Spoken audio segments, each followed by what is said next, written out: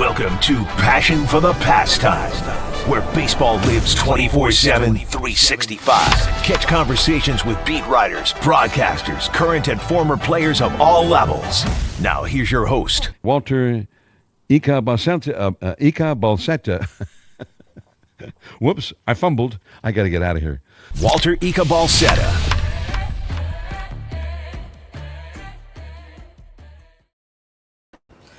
Yo, what is up, everybody? Welcome to Passion for the Pastime, January 3rd.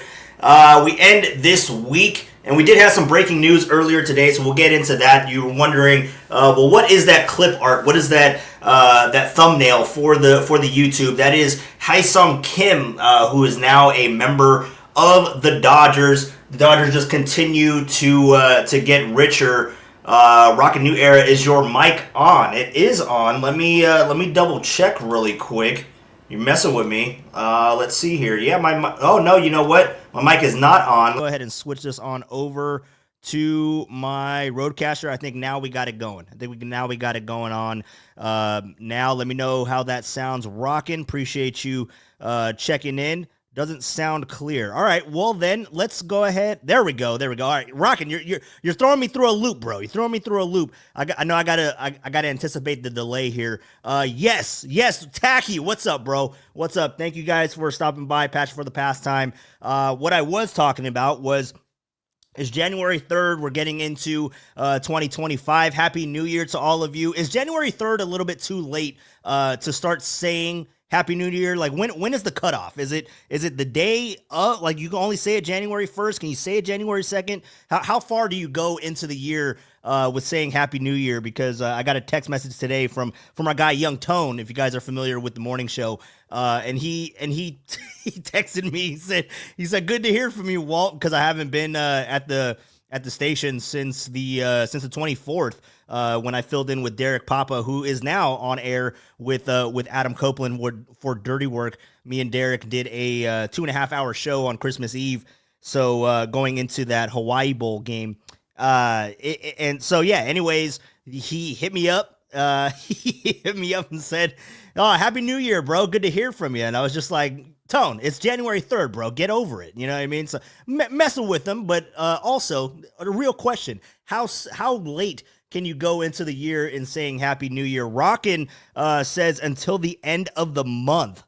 End of the month, January 31st. I don't know. That's a little too late, bro. That's way too late. I'm like pushing maybe after the first weekend of the year, it's okay. Maybe after the first weekend, but after that, I mean, it's like, bro, you just got to keep chugging. You got to keep chugging along, keep going. It's the new year, new me. You can't remember 2024 anymore after a week, after the first weekend for sure. Especially after if you take a couple shots on that first opening weekend. But welcome in, Tacky, to answer your question. Does Walter even have a yob anymore? Yes, I do. I guess we'll find out if I go back on the 6th, which is when I make my triumphant return to KMBR with the midday guys, with Greg Papa and Greg Silver.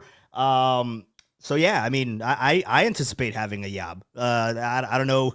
Should I keep my job for being off for so long? Let me know in the comments. But what's up, guys? Welcome in to Passion for the Pastime. If it's your first time, and I think it's only Rockin' and Tacky and Lori in here, welcome back, my P1 listeners for Passion for the Pastime. But if you are new to the show, because I'm putting it all over the damn place, I'm putting it on Facebook, I'm putting it on Instagram, on Twitter. I mean, we're just trying to get as many people as possible into the Passion to the Pastime family, man. So if it is your first time, welcome in. My name is Walter Balsetta. If you heard a little bit of that dialogue between me, Tacky, and Rockin', I currently work at KMBR, and as far as I know, I could still currently work at KMBR. I should be returning on Monday, but I'll let you guys know if that changes by any means. But I fully anticipate to be in that chair at 10 o'clock for my guys, Greg and Greg, which, by the way, workshopping a new show title. So if you guys are so creative, let me know if you have a idea for a show name in the chat. Definitely want to check that out as well. But if you guys don't know me, I work at KMBR. I've been at KMBR since 2019. Started as a promotions intern and kind of worked my way up the ladder to now I am running the show and producing for the middays. So it's been a lot of fun. Last year, got to do a lot of not a lot of fill-ins, but a lot of shows for the Giants on the weekends, the Giants warm-up show. And I did a year-long podcast or season-long podcast, Rounding Third and King, that you were able to hear on the weekends for the KMBR Podcast Network. So it was a lot of fun. Was able to live out those aspects, those dreams that I aspired to get to, and hopefully there's more in the tank. But just doing that, and then I've been doing this podcast for quite some time, since 2018, but this is the first time that we're bringing it to YouTube, and I just really enjoy doing it. I really found my love for sports talk and my love for having these types of conversations with all of you. So that's why I'm doing it on the YouTube channel, just to kind of keep that conversation going, because baseball season, the off season is electric, or was electric at the beginning of December. It's going to kind of tail off a little bit, but we'll continue the baseball conversations because I think those are the best conversations in all of sports, 100%. So you guys, welcome in to Passion for the Pastime. Again, this is the last time that we'll be doing the 2 o'clock shows. We'll be switching back on January 6th at 6 o'clock. Easy to remember. Jan 6 at 6.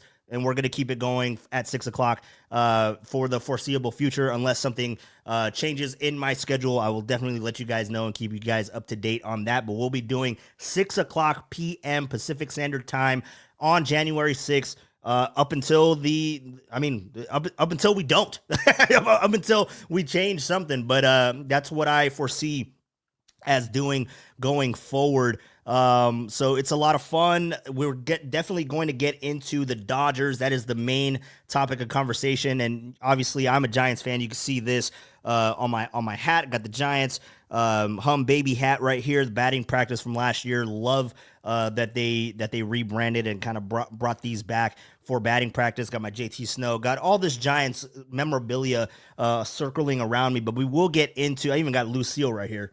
Got a lot of bobbleheads. I got to fix that Logan Webb, by the way. You guys saw you see his broken leg still over here. I have not touched it. But yeah, I got a little Lucille here. What is the splash count at currently? I have it at 105. Is that what it stayed at to end the year? You guys let me know in the chat. But yeah, a lot of fun. We're going to be talking about the Dodgers because they made a move today. It wasn't a huge splash or anything like that, but they go into the KBO market. They go into the international signings. This wasn't part of the international signing pool. It's a different category. So this doesn't necessarily have an effect on how much money they can dish out to Roki Sasaki, which we'll get into a little bit later in the show, because that's going to be the talk of January until we get to the 15th and a little bit further into that. Just whatever news that we can get, whatever piece of substance that we can attach to Roki Sasaki and kind of dissect what is going to happen. A lot of people are putting out pieces with Bowden and Mark Feinstein and all these guys that are in the know. So we'll break down a lot on Roki Sasaki later today. We'll talk about the Dodgers and if they're in a tier of their own, because it kind of feels that way, at least right now.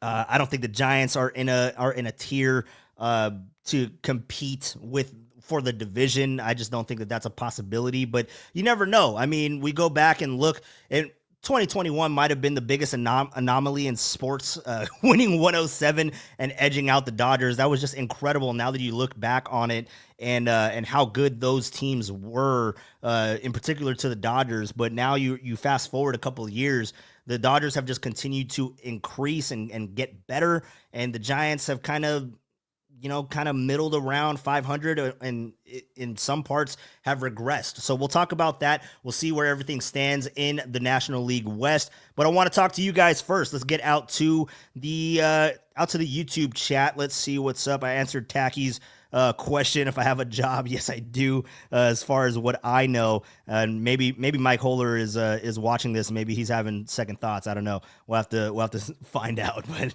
this day, that's the day Walter said he is very confident on Burns signing here. Yeah, look at that, bro. Yeah, okay, rockin'. I appreciate you listening to the 24th. To Christmas Eve, where you could have been with your family and you were tuned in, you were dialed in to me and Derek. Yes, I was very confident. It was the most confident. And you know what's funny is when I thought of that segment and when I was talking about the confidence, it was weighing back and forth. It honestly was. But for some reason at that moment, because I was gonna go, this is not gonna happen. The longer that this goes on, the further it gets away from the Giants. I had that moment the night before, but then I get in and I'm starting to talk to Derek, and Derek gets me hyped up, and I'm like, dude, he's coming. He's coming to San Francisco. I can't see anything else. And yeah, just on my face, just in my face, pie in my face, dude. Whatever you want to put on my face. That's exactly what happened.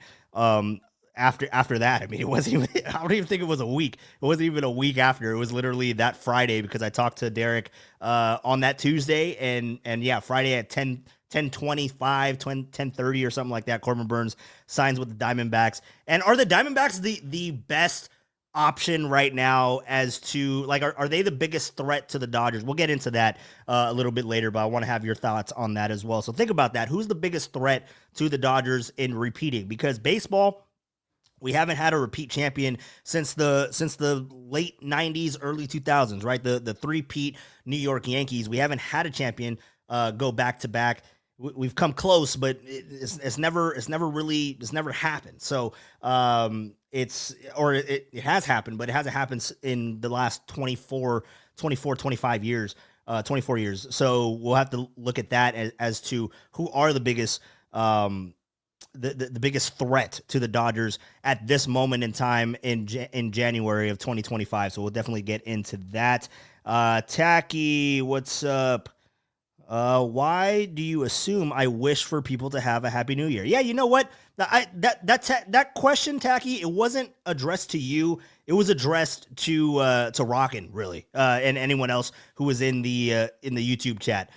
Because yes, I know better than to ask you if you say hi to anyone, if you greet anyone, for that matter. That is not in Tacky's wheelhouse, 100%. We do have the cat roaming around the studio, curious. She's like, "Who are you yelling at right now?" She is right around my feet. I'm trying to get her on the stream at some point. She'll come up here. She's getting more comfortable, but she's crying right now because my girlfriend's feeding her some food currently during the show, and she is a talker. Maybe I should switch the camera over to the cat right now. No, she's enjoying her little food. But anyways, we got off track. Tacky, what's up, dude? Yeah, you're not saying hi to anyone. You're not greeting anyone. New Year, same me. Hell yeah, rockin'. I like that. Like that for sure. Walter made this one easy for Cumulus. All right, Tacky, calm down, bro. I still have a job. I still have a job. Okay, let's see here. There's no birthday party in here. My two Gregs. Yeah, I my two Gregs maybe. But that's more of a Greg Papa and some kid. Oh, come on. He's not some kid. He's Greg Silver. He's a good dude. He's a good dude. He knows he knows his stuff. Let's see here. Tacky, the show that won't answer your questions, even though we have a segment called Ask Papa, rolls off the tongue. Well, we answer your questions. Come on, bro. We answer your questions. You gotta, Tacky, it's you that throw me the burrito question, right? You gotta remind me what that burrito question is, 100%. And I'll ask it. I'll pop on the mic and I'll ask him myself. How about that? I'll do that for Papa. The Take Off the Screen Bro show. Take me. So did he really say that, Rockin'? I saw your message. I saw your message and I tried to watch it before the show, but you sent it to me at like 1:59, and I was getting ready to start the show. Let's see. I'm reading your message right now.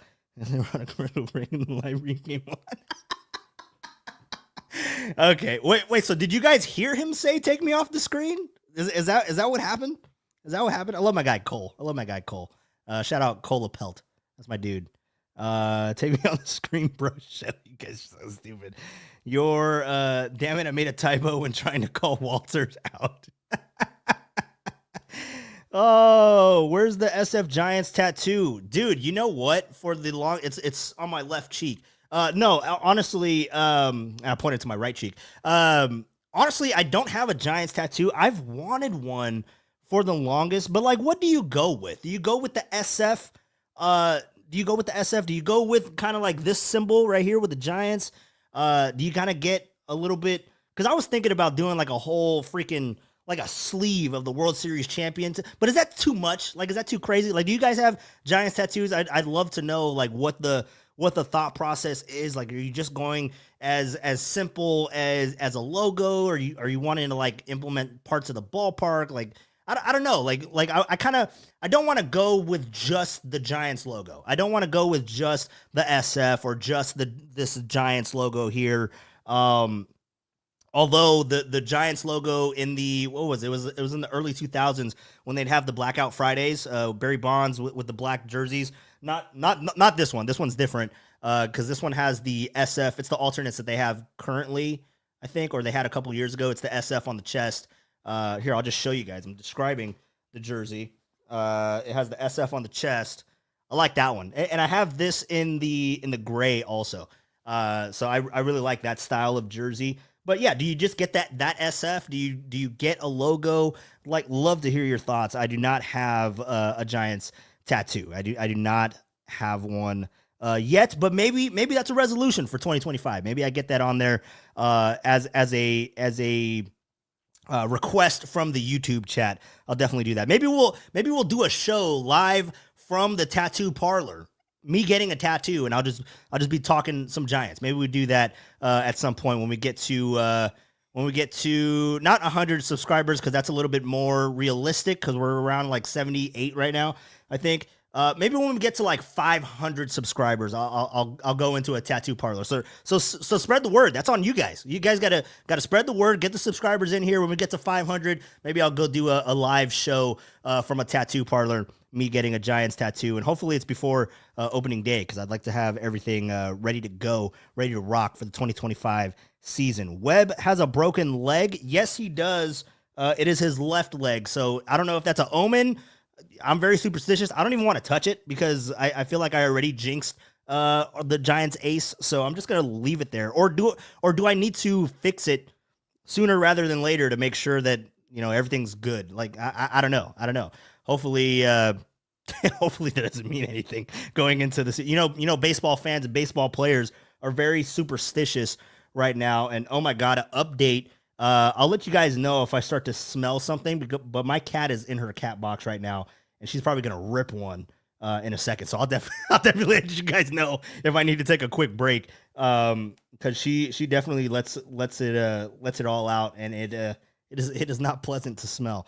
Let's go ahead. 105 splash hits. Okay, thank you for letting me know. So my splash hit counter is up to date there. You guys can see it. 105 up to date for my guy Lucille. Gonna leave that there right next to Vladdy and right next to Willie Mays. Let's continue to go down through the chat. Hello, Walter. Nothing serious starts happening until 2:00. Hell yeah, bro. What's up, EB? Welcome in to the podcast once again, man. Love to see you in here. Appreciate you. So it was Derek's fault. Eat shit, Derek. Yes. Anytime you can blame Derek, please do so willingly and happily, to blame Derek for any of your faults, even if it doesn't have anything to do with Derek. You have a flat tire, you run out of gas, you're broke, you get fired from your job. Just blame Derek. Just eat shit, Derek. That's what you do. That's what you do. 100%. Tacky's still chiming in. I don't want to put anything on your face. Let's just be friends. Okay. All right, Tacky. I appreciate you, bro. I appreciate you not wanting to put anything on my face. Otis, what is up, man? Appreciate you stopping by once again. Love the Giants hat, bro. Love the Giants hat in that one. I think it has the orange brim on that. I used to have one like that, but I think I tossed it. I don't actually get rid of a lot of my hats. But I think I tossed that one because the brim, it got some like smudge on it. I couldn't get it off. So I like to have my hats look clean a little bit before I get a new one. So maybe I have to go get a new Giants with the orange brim. I do have a lot of Giants hats. Maybe I'll do that one podcast. I'll show you guys all my Giants lids. Nowhere near Rockin' though. Rockin' has me beat by a mile, bro. Rockin' New Era. I didn't understand what that name meant until I saw the photos. And so I saw the pictures of the bins of hats that my guy has for sure. Now, speaking of Rockin' New Era and hats, we do have to meet up, bro. We do have to meet up before I go back on the 6th. So go ahead and shoot me a message on that. But what's up, everybody? Biggest threat to the Dodgers is the IL. Yeah, you stole my thunder because I think that is their biggest threat themselves. And I mean, it's not the sexy thing to say, and you want to kind of make up this rivalry with the Padres and with the Diamondbacks getting much improved, and I do think that there's a little bit of substance there, but I think year and year, time and time again, I mean, look at what the 49ers' biggest weakness was this year. I don't think that like teams outright dominated them. I just think that they didn't have the roster on the field, and that makes it really hard to get back to the mountaintop or to get back to the championship game. I know football is a little bit different and it's a lot more physical and all that, but similarly to the Dodgers and the 49ers, I mean, it's the injuries. Injuries can definitely decimate any chance of a high contender. And I think right now the Dodgers are a big contender in not only the National League but in all of baseball. They have to be the favorites to go back to the World Series, not the Super Bowl. Go back to the World Series and win it, because when you look at the National League, I mean, you're talking about the Diamondbacks, you're talking about the Padres, you're talking about the Braves. I know the Braves might have a good shot at it if they stay healthy. But then you also look at, the Phillies. Phillies are there, the Mets with Juan Soto, depending on the direction that they go in with Pete Alonso. So there's teams in the National League, but then also like think about, all right, they're not going to get past, or none of those teams are going to pass up the Dodgers, or they're going to eliminate them in a best of 7 series. So then you look to the American League and it's like, God, man, like who's that team that, I mean, the Yankees were supposed to be that team, and they shit the bed in the World Series. I do think that they've improved since losing Juan Soto. I know that's hard to fathom, but I think that they have gotten better this offseason. Obviously, all this is on paper, and we'll know when the games start to play at the end of March, beginning of April, at opening day. And actually, not even then. You'll know what teams are legitimate by the middle of June. By the middle of June, you'll know which teams are kind of legitimate, maybe a little bit after 4th of July, like around that time frame. But that's kind of the time frame on baseball, is when you know who's legit. There's teams that can catch fire after the All-Star break and all that kind of stuff, but usually by that point you know who's legitimate and who is not. And hopefully the Giants are still in contention at that point. Still a lot of things that the Giants need to do this offseason to change my mind on that, but I do think it's going to be a developmental year for the Giants. But we'll talk about that going forward. Let's see here. Otis chimes in on the biggest threat to the Dodgers. It's honestly may not be anybody. They got an all-star team. It's a shame. Yeah, I mean, did the Dodgers break baseball? Is that because you know how everybody after KD signed, like was the KD signing in Golden State similar to Shohei Ohtani signing? Obviously circumstances are different. Shohei Ohtani didn't lose to the Dodgers in like the NLCS or the ALCS or the World Series or anything and join forces. I know that's the difference. But as far as like caliber of player, star power, was that similar? Because I remember around that time frame with the Warriors, people were pissed at the Warriors that they did that they brought in KD and they went on that 73-9 season and they were just dominating year after year after year going to the finals and winning back to back and going for a three-peat. They didn't finish it, but they were going for the three-peat. And they were essentially saying that the Warriors broke basketball. Like, it wasn't entertaining to watch the regular season anymore. I felt that a little bit as a Warrior fan. I mean, I love the dominance, but it's like, all right, I'm not going to watch from October until the end of April. Like I'm gonna start watching when the playoffs start, like when everything starts to matter. I'm not gonna watch a game in January. You know what I mean? So is that kind of the same thing? Are you feeling the same type of essence with the Dodgers, with getting Shohei Ohtani, with getting Blake Snell? We'll talk about all of their free agent signings just this offseason. To kind of go into their title defense season. But is that something that you're looking at? Have the Dodgers broken baseball? Because if you ask Mike Holler, we've had this conversation when Shohei Ohtani signed with the Dodgers. We had this conversation with other signings with the Dodgers. He thinks that the Dodgers broke baseball and makes the game look stupid. So let me know your thoughts on that. If the Dodgers have broken your spirit when it comes to baseball, and especially the offseason. But let's go more into the chat. The cat said, get off the screen, bro.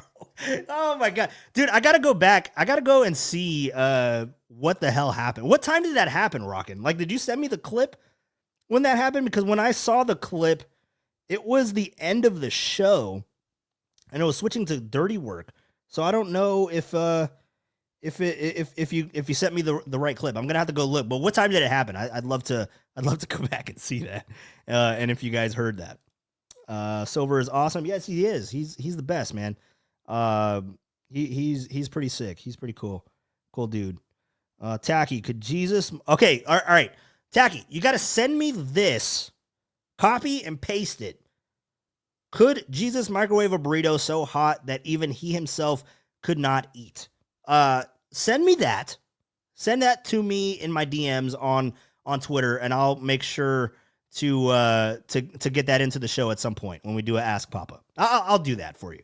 I'll do that for Tacky because I'm a diehard. I'm a real one, as you guys all know. But Jesus, yeah, he said that. Okay, so he did legitimately say that on. Oh my God. All right. Well, that's cool. I'll be back on Monday.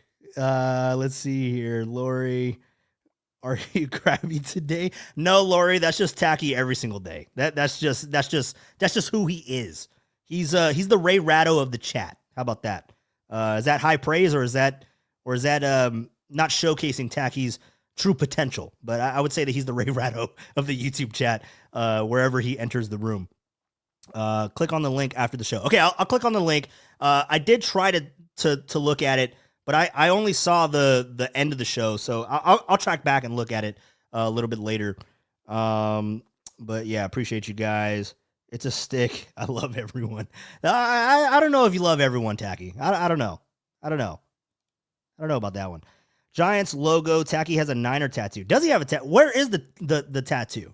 Like, do I go on my chest? Do I go on my arm? Do I go on my thigh? Do I go on my ankle? Do I go tramp stamp? Like, where should I go with a tattoo, guys? Golden Gate Bridge. I've thought about the Golden Gate Bridge. I actually, one of my buddies in high school drew this.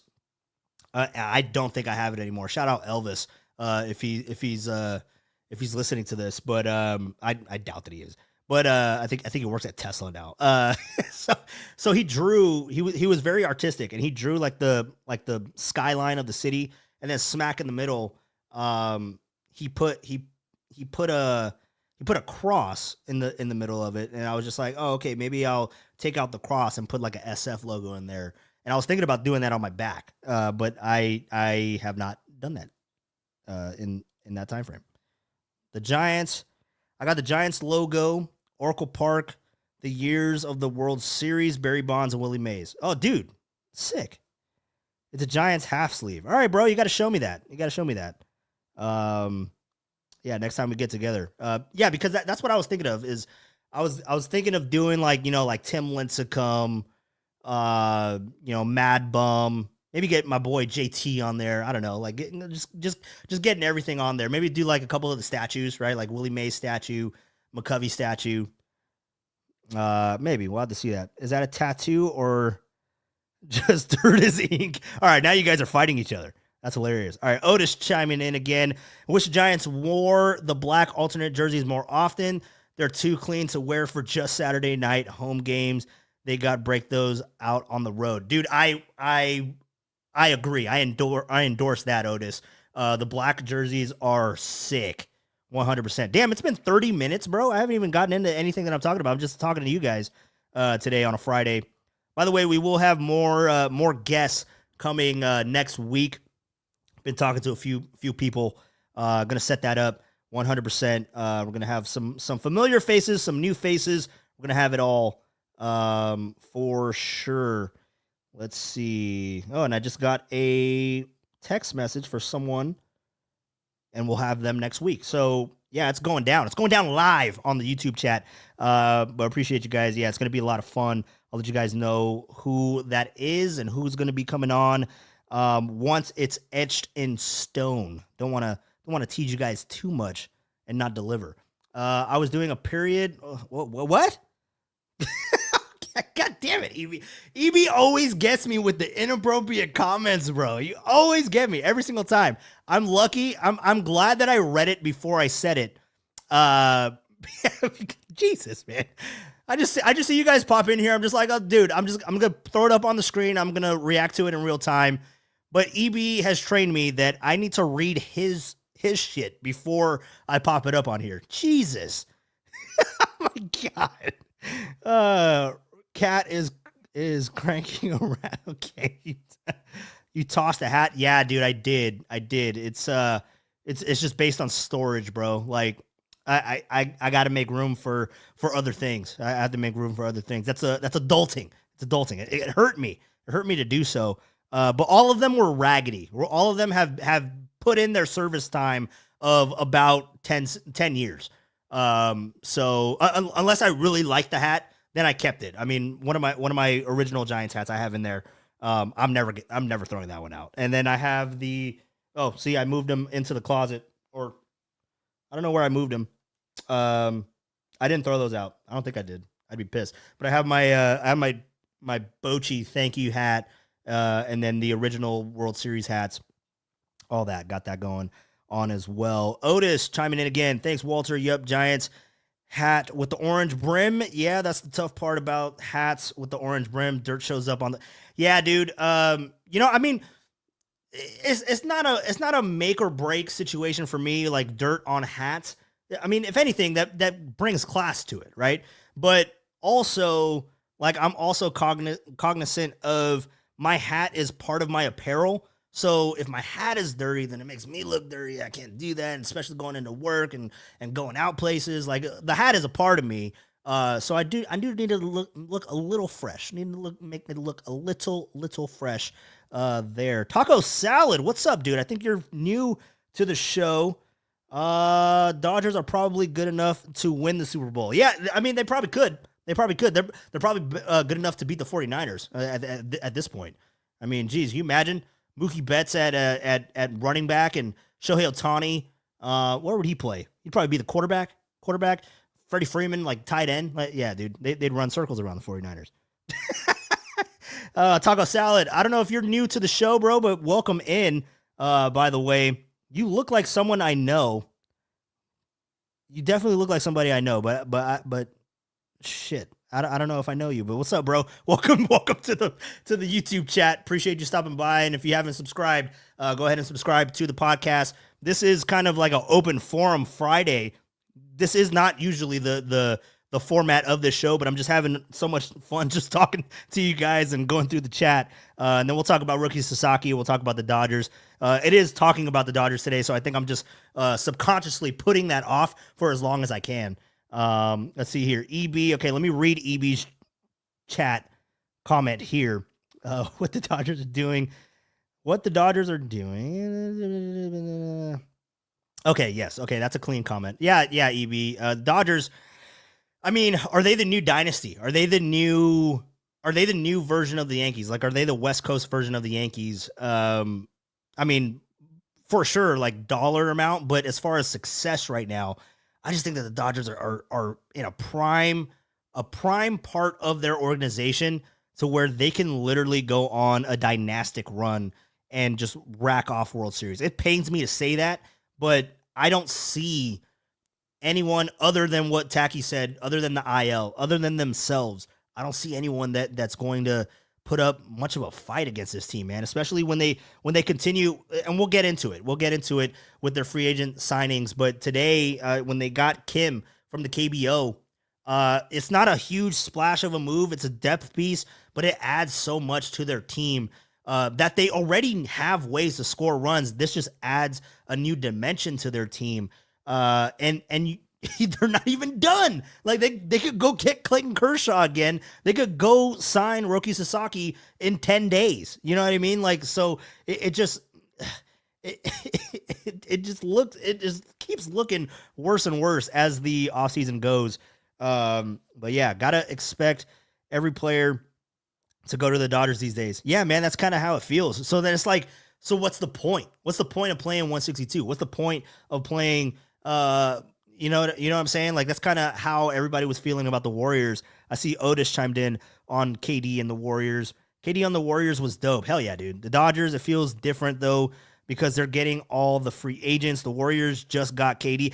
Yeah, I understand that, but a lot of the Dodgers are homegrown too. They're not just spending the money. A lot of them are homegrown. I mean, now when you look at their roster and in like the last 2 seasons, okay, I can see where they're dishing out the dough, but how this dynasty kind of started, how this run for the Dodgers started, it was all built on their young players. A lot of them aren't there anymore, like Cody Bellinger, Corey Seager, Corey Seager, right? No, Corey Seager wasn't with the who was the other dude? Who was the other dude? Wait, it was Corey Seager, right? Am I drawing a blank? Who the hell? Who came out? No, damn, I'm drawing a blank on who came over. Wow, I just had a senior moment. Who came over in the Max Scherzer deal? Wasn't who? Oh no, Trey Turner. Trey Turner was the other guy. Yeah, so Corey Seager was homegrown. Wow, that scared me. I need to sleep. I got home late last night. Slept until about like 11:30. I'll be completely honest. I'm running on fumes. Actually, not really fumes, because I got home late. I slept in early, or I slept in late. But my brain is just all out of whack right now. But yeah, Corey Seager. I mean, you just go back, Clayton Kershaw, just all these guys for the Dodgers run right now. It all started with their development. That's why I think a lot of Giants fans were excited to have Farhan come over, because we were like, okay, now we can get our farm system right. And then it never materialized. It never happened. So it kind of just seemed like a dud a little bit. Let's see here. Yeah, I sent the clip. Click on the link after the show. Okay, I think we talked about that, Rockin'. I appreciate you, bro. We'll get that. I'll take a look at that after the show. Walter, it happened when the gambling segment came up. Okay. Okay. Understandable. There are a lot of moving pieces to that gambling segment with JR, with that guy JR. What was his over under? What did he go with today? Did he go with the over in like the Bears game or something? Yeah, let me know what he ended up picking. Don't disrespect Rado like that. Yeah, dude. I love Ray. I love Ray. Love Tacky too. Do a Pablo tattoo. If you have the room. Pablo tattoo, does that go on my stomach? Like do I have him eating a sundae from Buca de Beppo and like my belly button is his mouth, like shoveling it in? See, I just got creative with that one. Let's see. No Canadians, dude. Is JY? What the hell are you talking about? JT? Is JT your all-time favorite Giant? Yeah. If that's what you're talking about, yes, he is. He's definitely my guy, because when I played Little League years and years ago, I played first base to start. When I started playing at the baseball park down the street from my house, Shout out Alice Chalmers. I don't know if it's still there. I think it's still there. In the outer Excelsior, I think is where it's at. Alice Chalmers. But I used to play baseball there, junior Giants. And when I first started playing, I played first base, and an assignment that my coach, shout out Coach Derek, not Derek Papa, Derek Waters. I don't think he's related to Ricky. But Coach Derek, he like assigned us based on our position. He was like, go home tonight, watch the Giants game, and pay attention to your position. Like, watch them, watch what they do. And then that's just how I was like trained to, oh man, JT's coming up.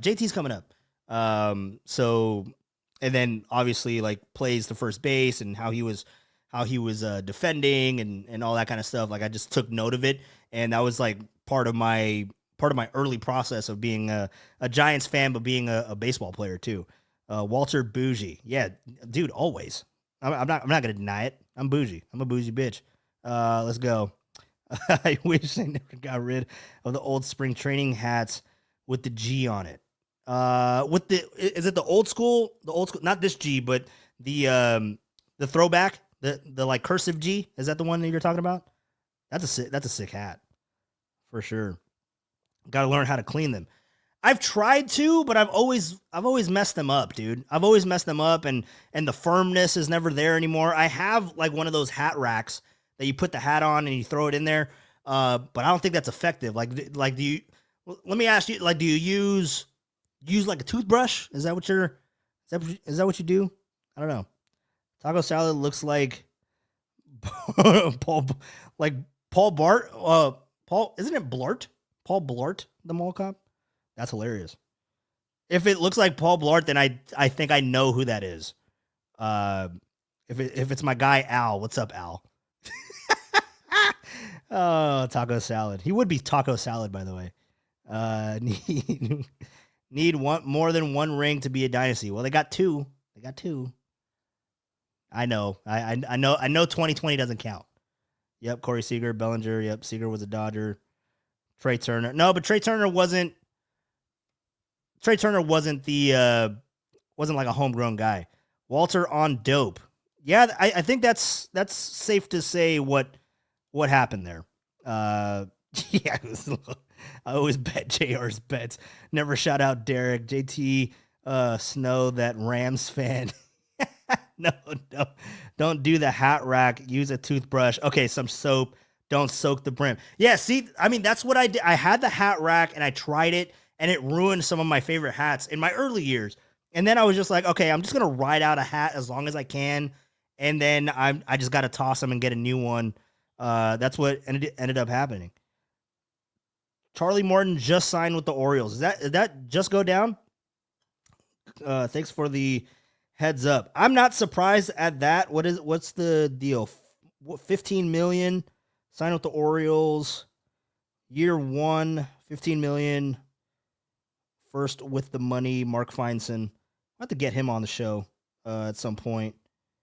But all right, Charlie Morton. I'm glad he's off the board because I didn't want the Giants to go after that. See, and that's the thing too. It's like with the Giants and looking at the free agents, we'll get into the conversation now. But just looking at the remaining free agents for the Giants and around baseball, I mean, there's not a lot of traction for the Giants with Bregman, with Santander, and it seems like the market with Alex Bregman and Anthony Santander is kind of intertwined because the Tigers are looking at bringing in those guys and getting some. Obviously, the Blue Jays are involved in almost every free agent right now, as well as the Dodgers.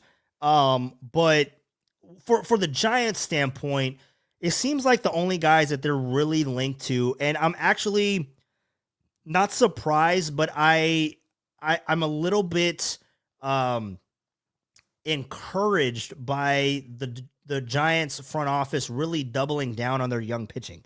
It does make me think that maybe they do truly believe that these guys can take a stride forward, and they're definitely going to need to do that if this team is going to have success in 2025, 2026, 2027. I mean, their rotation is bread and butter for this team, and they have a lot of young guys. They have a lot of young guys that need to develop.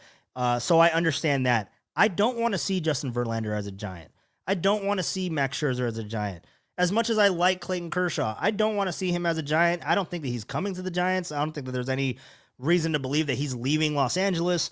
But all these old guys, like Charlie Morton, I like Charlie Morton and what he's done. And going to the Orioles, it makes sense because they missed out on Corbin Burns. They didn't get any big name starting pitcher. They're in a window to where they want to compete now, especially with everything that has happened in their division. They need to kind of beef up a little bit. Jack Flaherty didn't like being a member of the Orioles, so that's out of the question. So for them to go and get Charlie Morton, that's a good move. They ended up getting that 35-year-old. I'm drawing a blank on his name. 35-year-old Japanese pitcher early in the offseason. I think it was just a 1 year, like $13 million deal for the Japanese pitcher, 35 years old. But they brought him in there as kind of a security blanket, I think, for Corbin Burns, but they were also looking in a different direction. So for Charlie Morton to go to the Orioles, I think that's a good move for Charlie, and I think that's a good move for the Baltimore Orioles. But when you look at the Giants and the remaining pitching options that are out there, if it's not Jack Flaherty, and I'm even on the fence about Jack Flaherty, but if it's not Jack Flaherty, I think you're okay with going. You're okay with going with your current rotation. That's just how I feel about it. Obviously, there's other things that are in play. Potential trade for Luis Castillo. I would love to have Luis Castillo here, but the fact of the matter is what do the Mariners need? The Mariners need offense. Do the Giants have any offensive pieces that you are willing to part with that makes sense to bring in Luis Castillo? I think the answer to that whole three-pronged question, it's no. The Giants don't have what is needed to bring in Luis Castillo. You're going to need to do something, you're going to have to part with, obviously, you want to throw Lamont Wade Jr. in the mix. That's not going to get it done. You have to go ahead and throw in maybe Kyle Harrison. Is it worth it at that point? Kyle Harrison, then it just depends on, what window are the Giants in right now? Are they in a window to compete, or are they still trying to develop? That's why the more and more you think about Luis Castillo, I don't think that that's happening. I don't think that's a realistic possibility. What is realistic is Sonny Gray. I think that Sonny Gray can be a great addition to this rotation. He can be a great mentor to a lot of these younger pitchers in the Giants organization. But then what comes of it, or what is needed for Sonny Gray to go there? I mean, I'd be perfectly fine with Lamont Wade Jr., Mike Yastrzemski, and Mason Black. Just throwing them over there. I don't know if that gets it done. But that's just players that I'm thinking of. Maybe you want to go throw a Casey Schmidt. I think that the Cardinals have a whole bunch of infield depth as far as their minor leagues go, as far as their organization. And I think that's part of the reason why they're looking at trading Nolan Arenado, which I'm surprised that hasn't happened yet. We'll have to see where all that materializes. But yeah, just looking at the potential options for trades. I think that Sonny Gray makes you a little bit better, and obviously he's a Bob Melvin guy, and I think that there is more that Sonny Gray can bring to the table as far as being a competitor on the mound, but also being a mentor, to where Justin Verlander and Max Scherzer, they only fit the mentor role at this point in their careers. I mean, they're okay, they're serviceable, but at this point, I'd rather have the young guys going out there, learning how to pitch, learning the major leagues. I'd rather see that than bring in an old veteran, because I do think that Sonny Gray still has, because it sounds kind of contradictory, right? Oh, you don't want an old guy, but then let's go get Sonny Gray. I think that there's a different dynamic in that he's a Bob Melvin guy. He loves pitching from Bob Melvin. I mean, he came up with Bob Melvin.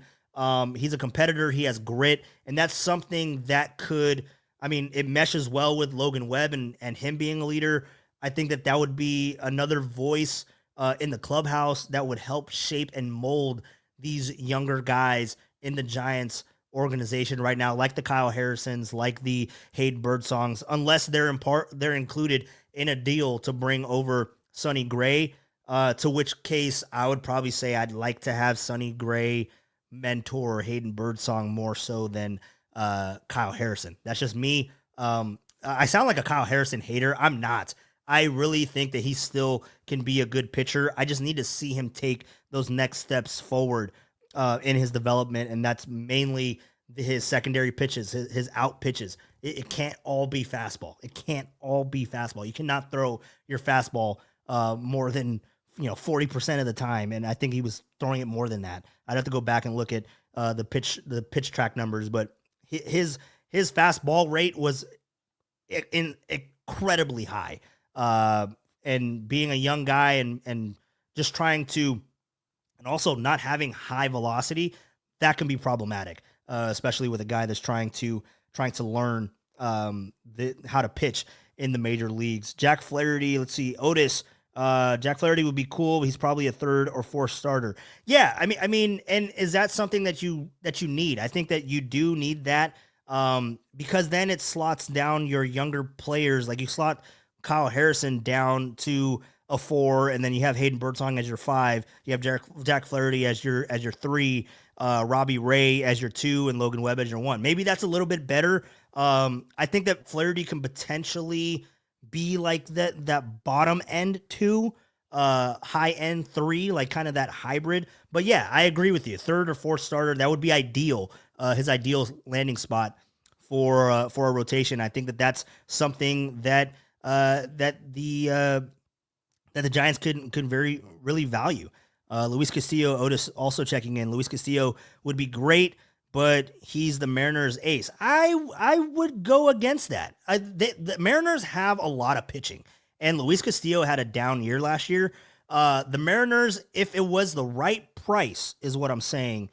Because also, I don't know how realistic the Roki Sasaki deal like for the Mariners. I know everyone talked about the Ichiro connection and how that means a lot, but I don't think that the Mariners are in the final group, and we'll talk about that in a little bit. Who was it? Mark Feinstein put out a piece talking about the top 5 free agents, and really the telltale sign is the teams that got meetings are probably the teams that are going to be the second in the second round of interviews or second round of communications with Roki Sasaki. We'll talk about those 7 teams. We talked about it a little bit yesterday, but going back to the Mariners, Luis Castillo, he is an ace for them, but they have younger options. They have better options now in that rotation to where if the price is right for Luis Castillo, they desperately need help offensively. I am very surprised, and I don't know if I've missed it, but I'm very surprised that Anthony Santander is not on their radar as much as they should be. I'm very surprised that Pete Alonso is not part of their radar, being that they need a bat. They desperately need it, especially when Suarez ended up leaving last year. Eugenio Suarez ended up leaving to the Diamondbacks, I believe. So yeah, the Mariners, if the price is right for Luis Castillo, he's going to get traded, and it's going to be for a big bat. And the Giants just don't have that in the cards. They don't have that type of person to flip over there. Unless, like, are you okay with parting with Elliot Ramos? I don't think I'd be doing that. But I'm just saying that's kind of where, and I don't even know if that gets it done. But what I'm trying to say is that the Giants don't have that big bat to attract the Mariners to even open up conversations at this moment in time. So I think you got to look elsewhere, 100%. Otis also chiming in on trade talk. I would hate for the Giants to give up on Harrison. He's still a young pitcher and he can still figure things out. I agree, man. I agree.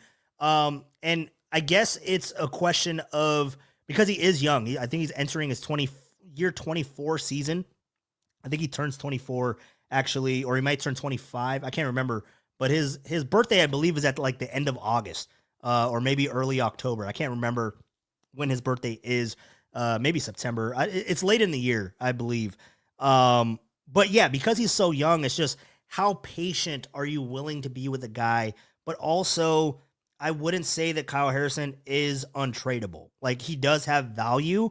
It's just a matter of where the Giants' timeline of events, where the Giants' timeline of being a competitive, a more realistic playoff team. It just all determines on where all of that is, for sure. Competitor on the mountain frequency. I'm assuming that's the Sonny Gray. How old is Sonny? I want to say Sonny Gray is 35 years old. I want to say he's 35 years old. I might be mixing him up with another pitcher, but I want to say Sonny Gray is 35 currently right now, entering his 35-year season. Correct me if I'm wrong. A little panda with Pablo's number would be a great tattoo. All right, that's a safe comment for EB. I can put it up here. A little panda with Pablo's number. Yeah. What kind of panda would you go with? You go with like a realistic panda, or would you go with the Kung Fu panda? Would you go that route? And does the panda hold a baseball bat, or does he hold like a bamboo stick as a baseball bat? I don't know. We're getting creative now with the tattoos. You guys think of the tattoo you guys want me to get. I'll do it live on the stream. I'm committed now. 500 subscribers, we'll do it. My girlfriend's probably shaking her head right now, hearing me say that out loud. But I'll do it. Actually, she loves Pablo, so a Pablo tattoo would be phenomenal. It might actually get me more points in the likable category.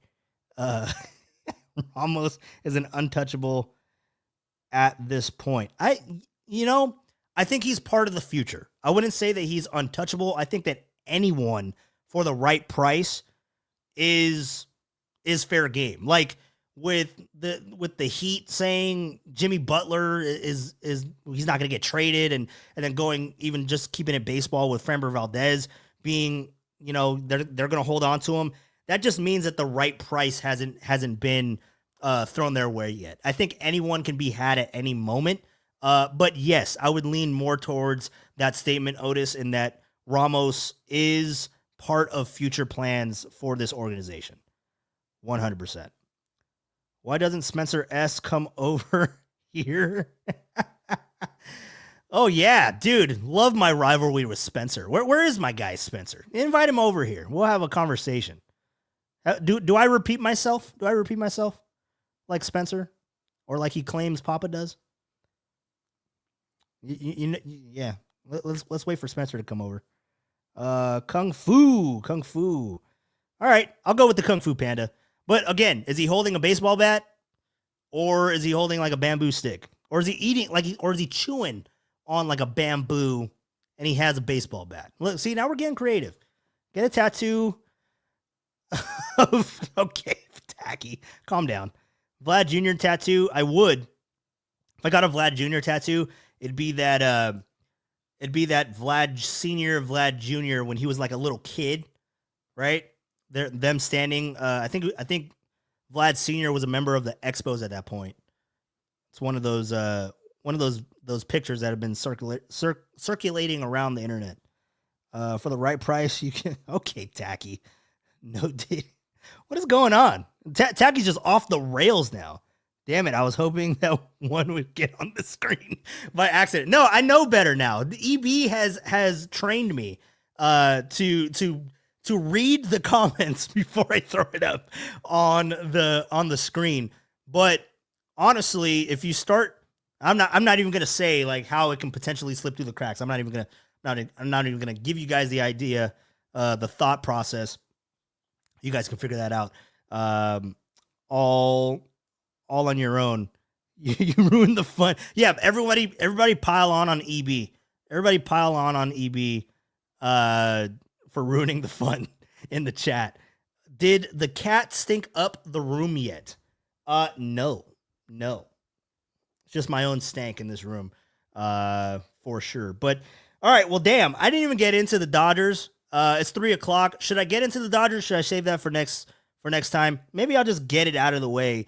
Going into, we can't have anything nice. I know. Sorry guys. I'll tell you this. You don't have to ask if the cat stunk up the room. You'll know if it happens. I will be able to, I you guys will know. You guys will know if it happens, and yeah, I might have to like step out of the room to open up a window or something. I'll let you guys know. You guys will know when it happens. It'll be a sight to see, and everybody can screen record that moment and save it on the internet for all eternity. We'll see Walter with the Thiz face. Yeah, 100%. That is exactly where I'd be going. For sure. We want to slip. Okay, Tacky's ready for a Friday. I could tell. Tacky is definitely ready for a Friday. Let me get into the Dodgers really quick. I'll finish up in about 5 minutes here. We'll talk about the Dodgers and their offseason. It's kind of talked about if they have anyone that can be a threat, pose a threat to them in the 2025 season or beyond. And I think that Tacky hit it right on the head.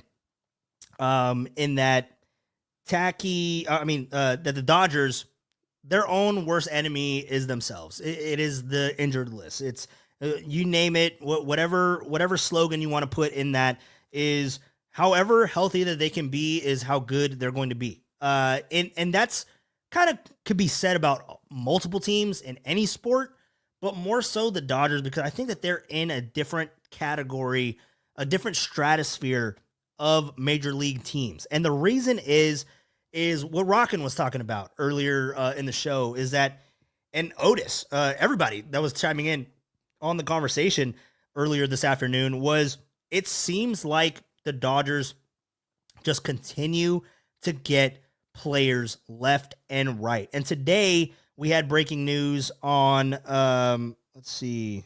Oh, Debo's been ruled out. If you guys want to know that information, 49ers suck. Anyways, so we're talking about Hye-Seong Kim, right? Because that was the news that broke, and it's not Hye-Seong Kim, it's Hye-Seong Kim. Very similar, but he's coming over from the KBO. I believe he's 25 years old, and he is now a member of the Dodgers. And why that has significance is because that doesn't have anything to do with Roki Sasaki, the international signing pool. He came over as a signing posting because he put in service time. He had, I believe, 8 or 9 seasons of service time in the KBO. So he didn't fall under the international signing pool tag like Roki Sasaki does. So the money that is being thrown at Kim is not in the same stratosphere, in the same pool of money that will be used to acquire Roki Sasaki. So the reason why that matters and why we understand that. So he comes over, he gets the 3-year deal worth $12.5 million, and he has a 2-year opt-out for 2028 and 2029 that can make that contract worth $22 million. So you have him for the next 3 years. The Dodgers have him for the next 3 years, and he is a good hitter. He hit, I believe, last year it was 320. Where did he? 326. He hit 326 with 30 stolen bases in the KBO. And the reason why that's significant, and in his 9 seasons, he's hit over 300. So you have to also know that. Not much of a power guy, but 37 home runs in 9 seasons. So how that transfers over to Major League Baseball, we'll have to see. But what he does bring, and something that I think that the Giants were hoping that Jung-Hoo Lee can bring, but Jung-Hoo Lee was more of a power bat in the KBO. But it's the speed, it's the athleticism.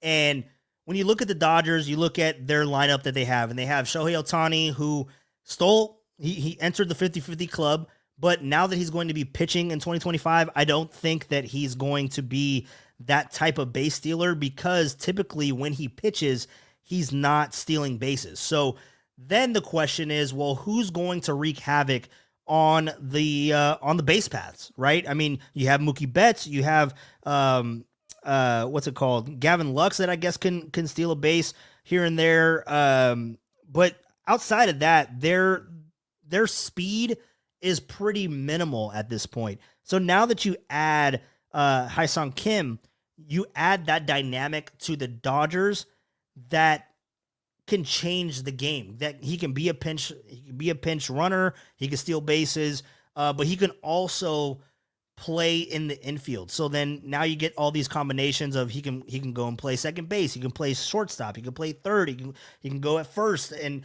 all of that. Like everywhere in the infield he can play. He has experience in playing. And why that's important is because now you have positional flexibility. You can move Mookie from shortstop, you can move him on over to the outfield, and all those different combinations that you can have late in games, and you add that speed factor. So that's why having that different dynamic, because you have thumpers in the Dodgers lineup. I mean, you have Shohei Ohtani. Again, he has speed. He's not a typical power bat, but as I mentioned, with him pitching, he's going to save his legs as much as possible. I don't think that he's going to be stretching out doubles or stretching out into triples or stealing bases as much as he did this year, because he was solely just a hitter this year. And again, that's why I kind of think that Shohei going and pitching again, I mean, it makes him a unique player. He is a unicorn, but it also kind of changes the dynamic of what he can be offensively, to where I don't think that he's going to be going, 110% offensively, 110% on the base paths. It's going to change how he approaches the game, because he has to think, all right, I'm pitching in 4 days. I'm pitching in a couple of days. I'm pitching in 2 days. You know what I mean? He has to have that in the back of his mind. He has to be conscious of his workload, especially when it comes to his lower body. So, but when you look to the rest of the Dodgers lineup, I mean, Shohei Ohtani, Mookie Betts obviously has some speed. Freddie Freeman, Teoscar Hernandez, Max Muncy, Will Smith, Tommy Edman, Michael Conforto, Jesus. He's going to go over there and hit like 30 bombs, guarantee it. And then Gavin Lux and Hye-Seong Kim. So you look at that, a lot of it is slow-moving pieces. So adding Kim to the mix, it is kind of the speed, the threat on the base paths that maybe the Dodgers are expecting them to lose from Shohei Ohtani. So they're essentially they're essentially covering their bases, and they're adding depth at the same time for what they think that they might project for them to lose base paths wise, stealing wise with Shohei Ohtani. Now they're bringing in the that person that can substitute that.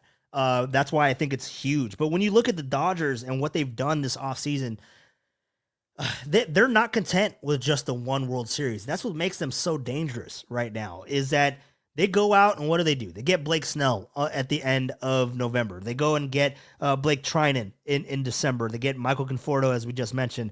They signed Teoscar Hernandez. So, yes, they're bringing a lot of their guys back, but they improved their pitching as well. You look at their rotation. You have Blake Snell. You have Yamamoto. You have Glass now. You have Dustin May, who's going to be coming back.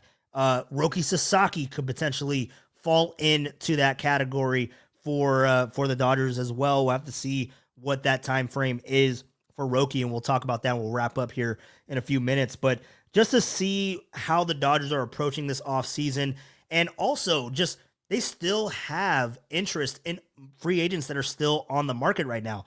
Can they go out and get Tanner Scott? I've heard that they are linked to bringing in the reliever, the best reliever on the market right now. Are they going to go get Tanner Scott? And it's just like, what the hell, bro? Like, who isn't going to end up on the Dodgers at this point? So you just look at how they approach the offseason. They are not content with just the one World Series. They want to go back-to-back. I think that they're most primed to go back-to-back. Who's going to stand in their way? It will remain to be seen. That's why we play 162. I know I was joking earlier and like, what the hell's the point of playing 162? Let's just get to the World Series and play it out with the two best teams in baseball, with the Dodgers being one of them. You do have to go through the whole longevity of a season, right? And for the longest time, that was the biggest detriment to the Dodgers, was that they weren't able to be healthy. They weren't able, after going deep into the postseason in the prior years, they weren't able to sustain the health to be able to be competitive down the final stretch of the season. But now that they're bringing in all these players and they're bringing in a lot more depth, and they have so many pitchers now I mentioned just the 5, right? And then you add in Roki Sasaki if he is going to be a member of the Dodgers. You also got Tony Gonsolin. You also have all these other guys that are in the minor leagues for the Dodgers. They have depth at every position that you can think of that they need to have depth at. That's why they're so dangerous going into 2025 and beyond. And that's why they're most prime. Like if there was a team and you look at past champions, you're like, no, they're not going to repeat. They're not going to repeat. If there was a team that you can look at that is capable of repeating, it is unfortunately, and it hurts me to say, it is unfortunately the Los Angeles Dodgers. And if they go and get Roki Sasaki, that just takes them from this. So all the other teams, they're down here. Dodgers are currently right here. If they get Roki Sasaki, they're off the screen. They're just completely in a different stratosphere for baseball, and it'll be really interesting to see how this unfolds in the coming weeks, because Roki Sasaki should be coming to an agreement from sometime in between January 15th and the 23rd. So what do we know now? Just a quick update, and I'll get out of here, let you guys go on about the rest of your day. With Roki Sasaki, all we know is that there has been 20 teams that have submitted their packets, submitted their presentations to acquire the young Japanese pitcher, 23 years old, coming over from Japan and making his mark on Major League Baseball. And of those 20 teams, there are 7 teams that have been listed per sources and per Mark Feinstein of MLB.com. There have been 7 teams that have known meetings with Roki Sasaki. The 7 teams are the Dodgers, the Padres, the Cubs, the Rangers, the Yankees, the Mets, and the Giants. So you have those 7 teams in that. All the other teams, and it was interesting listening to, I believe it was Ken Rosenthal that was on Foul Territory earlier this morning, and he was talking about, Roki kind of has an idea of where he wants to go based on the 20 teams that were allowed to give presentations. Because I remember I was riffing earlier earlier this year, or I think it might have been yesterday or the day before, when the report came out that only 20 teams had submitted. It's just like, bro, who the hell are the 10 teams that didn't, and why the hell wouldn't you? And what Ken Rosenthal was saying is that it wasn't that 10 teams didn't want to. It's that Joel Wolf and Roki Sasaki made it clear that it's very highly unlikely that he joins your club, so don't even waste your time. So the field has been narrowed to 10, but then also seeing who he has met with, those 7 teams, the 20 might have already dwindled down to less than that at this point. And having those meetings, I mean, those might be your second tier of conversations that you look at who's going to have a second opportunity, a second meeting with Roki Sasaki in trying to acquire him. So the fact that the Giants are one of those teams that he spoke with, Jack Curry, who covers the Yankees, he gave his assessment on the situation. Apparently the Yankees were satisfied with the meeting that they had with Roki Sasaki, but the overall consensus is that Roki wants to be on the West Coast. Now, what does that mean when you look at all of those teams that I listed? That means the Dodgers, the Padres, the Rangers, and the Giants as potential front runners for Roki Sasaki. So there's still a chance, but I mean, when you look at the Rangers, and if there is like that huge connection and the godfather of Japanese pitching with Yu Darvish, and he made his start, he made his splash with the Rangers, and I feel like that carries so much weight amongst the Japanese players that come over. They haven't really done much since then, but that started the wave, right? And that started it for the Rangers, so that carries a lot of weight. And if he wants to go there, it'll be really interesting. I don't know how realistic the Cubs are. I know that they have a lot of Japanese stars already on their team, so there has to be. And also, Yu Darvish went there, and we spoke about it yesterday that he mentioned the Cubs as being an ideal destination for Japanese players. But when you look at what Jack Curry has said with the consensus of the Yankees, is that they think that a West Coast team is going to acquire him. So when you look at geographically, West Coast teams are the Dodgers, are the Padres, are the Rangers and the Giants, right? And so I don't think that the Cubs fall necessarily in that, but I wouldn't be shocked in the least if Roki Sasaki ended up in Chicago. But it's going to get really interesting to see what ends up happening with Roki Sasaki. Obviously, it's January 3rd. We're going to continue this storyline up until we get to the 15th, and hopefully before the 15th, we start to find out who the finalists are and who are going, what teams are going to get a second crack at Roki Sasaki, and hopefully the Giants are one of those teams, but it does kind of seem that it is trending in that direction. Obviously, with the 7 teams that were named, Giants are one of them that did get a meeting with Roki Sasaki. That does mean something. Hopefully it means more than just finishing second. So we'll have to see what ends up happening. Let's go back to the chat really quick because I got to get out of here. I know you guys got to go catch Dirty Work with Adam Copeland and Derek Papa on this Friday, and the Truth Machine returns 5:30. I'm definitely tuning into that. So if you guys are in the YouTube chat on KMBR, I'll be in there at 5:30 to tune in to the Truth Machine as well. But let's go through this one more time. I'm sober. Good to know, Tacky. Good to know that you are sober currently at this moment in time. I hope the series this year isn't a repeat of last year. I think that's going to the Dodgers and the Yankees. It's possible, but highly unlikely that both teams get back. But the Yankees did improve. And again, anything can happen in 162. Injury happens, and it just shakes up the whole dynamic of the postseason. So it'll be really interesting to see what ends up happening there. Otis chiming in, talking with Lori. Love to see the interaction of the chat with you guys amongst yourselves when I go on my diatribe, when I go on my rants. When I'm talking about the Dodgers and how much they piss me off. Dodgers could have a 6-man rotation from what I heard. Yeah, and that's also a thing that plays into effect because Roki Sasaki, I think, only threw like 111 innings last year, and in Japan, they only pitch once a week. So what teams are more likely to go to a 6-man rotation?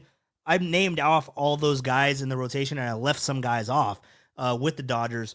Dodgers can go to 6-man. They can do that easily. I don't know. I think Texas can as well. And I don't know if the Giants are in that position. I mean, they have a lot of younger guys. So when you're looking at it developmentally, a 6-man rotation can help them a little bit to see who is a major league pitcher. But I don't know if that's a desire for the Giants, because if we've heard from years past and what Buster Posey has talked about, they want to have guys go deeper into outings. Now, does that mean that they go deeper and have an extra day off? I don't know. We'll have to see. But I haven't heard that the Giants are one of those teams that want to go to a 6-man rotation. But would they do that if they got a Roki Sasaki to kind of bring them along? It's a possibility. I mean, if they want him that much, I think that you do anything in your power to try to figure out what's going on. Santander just signed him a starting pitcher. Yeah, I would like to see that also rocking. Let's go through the chat. Fuck the Giants. Whoa, Miguel, relax, bro. Relax. What are we doing? We're all friends here, bro. He knows what's going on. All right, Miguel. Welcome to Passion for the Pastime. But keep the Giants' name out your mouth is what I'm saying. That's all I'm gonna say right now. Danny Dunn. Damn right. Where's Danny? Too much Dodgers talk. Fuck the Dodgers wall. Hell yeah, Danny. Look, see, Danny knows what's up. Danny knows what's up. What's up, Danny Dunn? Miss you, bro. Maybe I'll see you this weekend. We'll have to see. I'll submit my package to get Roki. Yeah, do it. Tacky, you are the X factor for this whole discussion in getting Roki Sasaki to the Giants. Gonna show Walter what your pack. No, I don't want to see any of that. Don't want to see any of that. There's probably teams like the Pirates, the Royals that he didn't want to talk to. And most likely, yeah, Otis, those are probably the teams. Although the Pirates would be interesting just with the pitching that they have. But the Rockies are probably one of those teams too. It's a small thing. God, you guys are hilarious. Oh, my mouse just froze. Oh, here we go. All right. Mike, late to the show, bro. Jesus Christ, where have you been? That is incredible. Mike showed up at 3:15. It's usually when the podcast is over. Wow. Well, hello, Mike, and goodbye, Mike. Tim won't be happy with us. Tell Tim I said hello, and I love him, and then I'll see him on Monday. I'll see him on Monday on the 6th. Walter, thank you for the show. Yes, sir. Monday the 6th at 6. Yes. Thank you for the promotion, Lori. Thank you for reminding everyone. Everybody notice Walter's getting better at this, a lot smoother. Things are looking up. Oh, appreciate you, EB. Appreciate the kind words. Baby Huey, what's up, Hubert? I miss you, bro. I need a big hug on Monday when I see you on the 6th. Again, putting up Lori's comment up here so you guys all know. Monday, the 6th at 6. That's when we're coming back. So I hope you guys all, who did I pick in the Sharks pool? I don't think my pick has come up yet, Huey. My pick is coming up at pick 11, I think, is what I saw. I don't know. I didn't answer back Holer, but I think he sent me an 11, and maybe I sent him the bird. I don't know if I responded. Let's see. Nope, I didn't respond to that. I responded to a different question. But yes, I'm number 11, Huey. So yeah, I'm probably gonna get Wallman or something like that for the Sharks. But on that note, I'm gonna let you guys go. I went way over an hour and 20 minutes. Seemed like we were only talking for 5. So you guys, I hope you guys enjoyed this episode of the podcast. It's a Friday. Enjoy your weekend. Enjoy the last regular season week of football. Then we get into playoffs. Next week, probably we'll be talking with a couple of different guys that you hear on KMBR. I'll keep you guys posted on that, on what days, but we'll definitely get into a conversation of a little bit of football, but mainly baseball, and that's what we love to do here on the podcast. So you guys have a good weekend. Enjoy it. Be safe. It's a Friday. Remember, Truth Machine returns KMBR at 5:30. Dirty Work. Go check it out. My guys, Copes and Derek Papa. It's going to be a fun one. I can't wait for that. I'll be back in the chat as well. But you guys, rockin' New Era, Baby Huey, Mike Val, Tacky, Lori, EB, Taco Salad, whoever you are, if you're still in the chat. Dude, appreciate everybody for stopping by. It's always a fun time. It was a fun Friday for sure. You guys have a good one. We'll keep track on Roki Sasaki. We'll keep track on the Giants, what's going on in the offseason. And we'll be back here on Monday, January 6th at 6 o'clock. You read it there, Lori Galvin with the promotion. Much appreciated. You guys have a good one. Be safe. We'll talk to you next week. And if you're in the YouTube chat, KMBR 5:30, I'll be there, and I'll talk to you guys then. But until then, Passion for the Pastime again. Subscribe, give me a like, set your notifications, but we will be back Monday, January 6th at 6 o'clock. Set your notifications, set your timer, whatever you need to do. We'll be here. It'll be a fun one. You guys have a good one. Be safe this weekend, and go Giants.